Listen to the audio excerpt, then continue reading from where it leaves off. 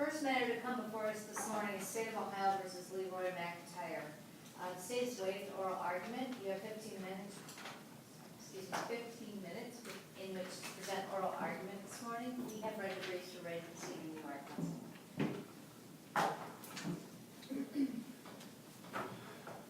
Thank you, Your Honor. My name is Stephen Hanadel. I represent the appellant Leroy McIntyre Jr., captured as Leroy McIntyre in this case.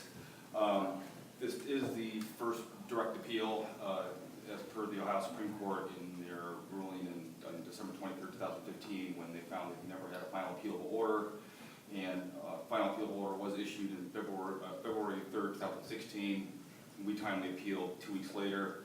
And per the Ohio Supreme Court, there is no res judicata that restrains us from arguing any issues or restrains this court from considering any issues in this case. And so that being said, I'll start with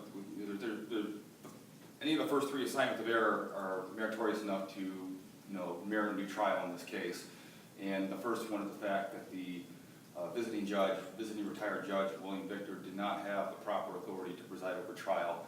He was provided a certificate of assignment by the Chief Justice of the Ohio Supreme Court in 1991, and that certificate was good for August 5th, 6th, and 7th of 1991. It was a general docket assignment to assist in the Summit County Court of Common Pleas. However, Mr. McIntyre's trial began on August 8th, the day after that certificate expired. And the only way Judge Victor could have authority to preside over the trial on August 8th if he would have held court in the case on either the 5th, 6th, or 7th. And there's no indication in the record that he ever did so. The only time court was held in any of those 3 days was on August 6th for a final pretrial. And the record indicates that it was Judge Spicer, who was the elected judge assigned to the case, who presided over that final pretrial because she signed the orders that were both issued and filed that day. So. Well, of course, the other side is saying that nobody objected to his authority to proceed. Well, at the time of trial, nobody objected. However, we objected in filings prior to the issuance of a final appealable order in this case. So therefore, I do believe it counts as an objection, as a timely objection. And even if not, it still constitutes plain error. Because ultimately, we're talking about Mr. McIntyre's right of due process. The right of due process is predicated on a valid, legal proceeding. And it all starts with the judge having the proper authority to preside as a judge.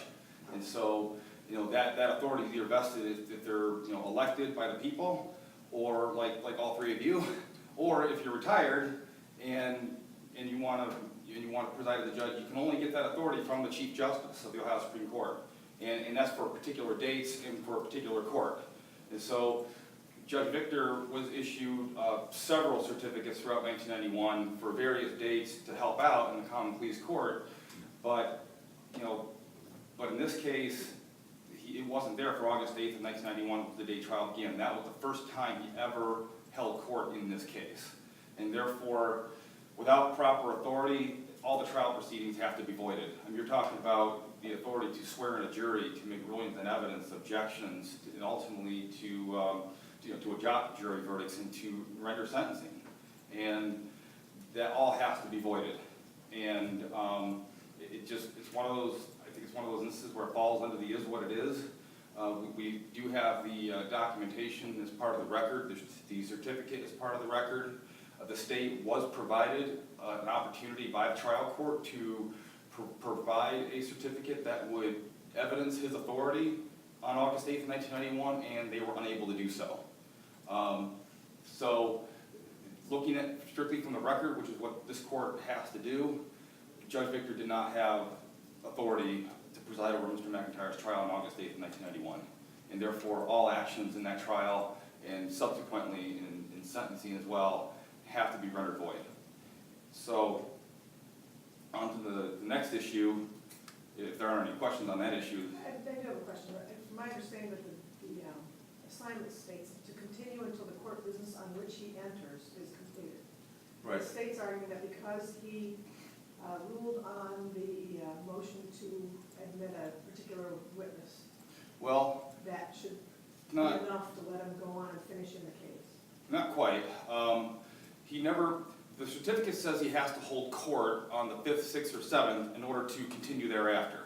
So the only way his authority can be activated and be able to go beyond the 7th was that he'd have to hold court on one of those 3 days, and then if the matter that he started on continues beyond those 3 days, then he can continue on. However, the state filed a motion on August 7th of 1991 in which they asked to have Lori Richardson declared as a court witness, which I don't believe was ever ruled on. I mean, 'cause from my review of the transcript, I don't think it was ever, that motion was ever ruled on. And the state actually called Ms. Richardson as their witness. She was not called as a court witness. And so the state filed a motion on August 7th, 91, asking to have her declared as a court witness. And they put Judge Victor's name in the caption. Now, that doesn't mean anything. For all anyone knows, the state was advised that Judge Victor was going to preside over trial starting on the 8th, but that doesn't mean he in any way held court. I mean, the only court that was held on any of those 3 days was a final pretrial on August 6th, and the record indicates that was presided over by Judge Spicer. So it's the definition really of to hold court, that's the issue here. Really. Yes, I think when the certificate says that the judge has to hold court, I think that means that they hold open court.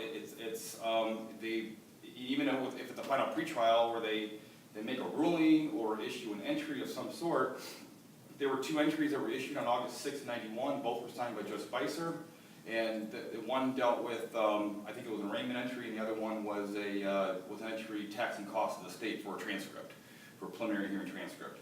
So Judge Victor's name or signature is nowhere to be found on anything relating to that final pretrial on August 6th. And that was the only time court was held during those 3 days in this case. And so the state may have been advised or may have been told that, oh, Judge Victor's gonna sub in on the 8th for trial. So on the 7th, when they filed their motion, figuring he's going to be ruling on it the following day, they put his name in the caption. But that doesn't hold any weight whatsoever as far as his authority is concerned. And then moving on to the next issue, in 2010, which of course we now know that Mr. McIntyre never had a final appealable order in this case until 2016. So I mean, the case had been pending in the trial court for roughly 25 years, and during those 25 years, in 2010, the trial exhibits were destroyed. And from all indications and from my investigation, it was an honest mistake by the clerk. But in any event, it was not Mr. McIntyre's fault. And there's 2 cases of State versus Jones and Knapp versus Edward Laboratories that indicate that when it is not the fault of the appellant that the record got destroyed, then the appellant automatically is entitled to a new trial. Because the appellant on a direct appeal is entitled to a full and complete record, especially with the original papers and exhibits. And Appellate Rule 9 specifically says the originals. And so with the trial exhibits being destroyed, Mr. McIntyre has been deprived of a full and complete record on this direct appeal, and it was to no fault of his own that those exhibits were destroyed. And so, and given the Ohio Supreme Court's case law in Jones and in Knapp, he's entitled to a new trial automatically based on that alone. And the third issue that merits a new trial is ineffective assistance of counsel. Mr. McIntyre's trial counsel on August 1st, 1991, 1 week before the trial began, filed a notice of alibi in which he named 2 alibis of Tawanda Tolles and DeLacy Amos, in which Mr. McIntyre's attorney had claimed in the notice of alibi that they would have attested that he was at Tawanda Tolles' residence during the time the crimes were committed. So, counsel, the way I understand what happened here is whoever filed a direct appeal originally with us. A direct appeal originally. Back in 91, Right. but that appeal's void. Well. It has to be. Okay. I mean, no offense to the court. I mean, I'm just saying, based on the Ohio Supreme Court's ruling, it has to be void for lack of jurisdiction, because the only way an appellate court can have jurisdiction over an appeal is that there's a final appealable order that it stems from. Okay, let's talk about that a little bit. Yeah. We asserted our jurisdiction, correct? Correct. Okay. And the Supreme Court in the mandamus action Right.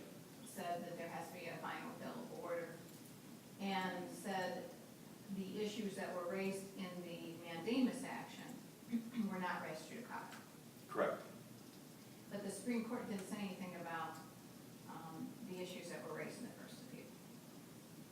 No, they didn't, we actually, in that mandamus action, we actually asserted a number of issues for prohibition, Right. in which we had argued that the trial court was without authority to do any number of different things, and the Supreme Court said those are premature.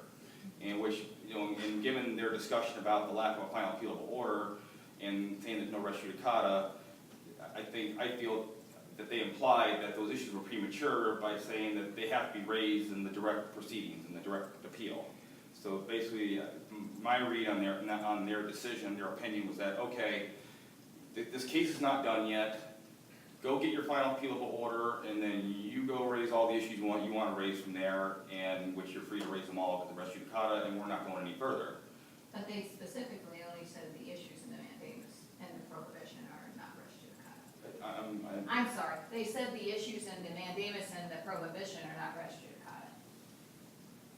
I understand your argument. Right. Your argument is if there's no final appealable order, then there never could have been a res judicata. The Ohio Supreme Court said that there was no res judicata because he never had a final appealable order. He was not restrained. Right, but he was not restrained from raising any of the issues in the mandamus action because there was no res judicata. Because the state had filed a reply that said this is all res judicata, and the court said, no, it's not. Right. These issues. The reason I'm getting at that is this is 20-some years later. Right. Okay, when was the mandamus filed? The mandamus was filed on January 15, and they made their ruling in December 15, 2 days before Christmas. So the defendant here waited 20 years or more, 24 years, before he complained about not having a final appealable order. Now we're complaining that records have been destroyed. He can't get a proper appeal. He is entitled to a new trial. All these things. I don't understand how that. Isn't there some kind of estoppel or laches or something that should apply here? Well, Even if it's not res judicata? first of all, I don't think it's fair to characterize Mr. McIntyre's waiting. He has tirelessly fought this case from day one, all throughout these 25, 26 years, on one issue after another. And I think this court knows the number of filings he's made and civil suits he's filed and so on and so forth. So he has not rested whatsoever. I would not at all characterize him as waiting whatsoever. But number But two. he filed the original appeal. Was that? He filed the original appeal that later was determined to be non-final after 25 years. Correct. He was the appellant. He was the original appellant. appeal. But what this court should have done, should have recognized at that time, and I know none of you were on the panel at that time, but what this court should have recognized at that time, wait a minute, there's no final appealable order, we don't have jurisdiction, send it back. And I know that's what this court does now, in any number of cases. After all the case law that's come out of the Ohio Supreme Court in the last 25 years, Baker. Sure, but in 1964, the Ohio Supreme Court issued State v. Chamberlain, in which they said in a criminal case, a defendant's right to appeal does not ripen until the cause has been disposed. And fundamentally, what prevented, the reason why there was no final appealable order in this case, because there was still a pending charge. And with the amended felonious assault that the jury was unable to reach a verdict on, and the court never disposed it. And so that fundamentally was the reason why there was no final appealable order in this case. And that law. Because one count wasn't disposed of. One count, but ultimately there was no one document to dispose of all the charges.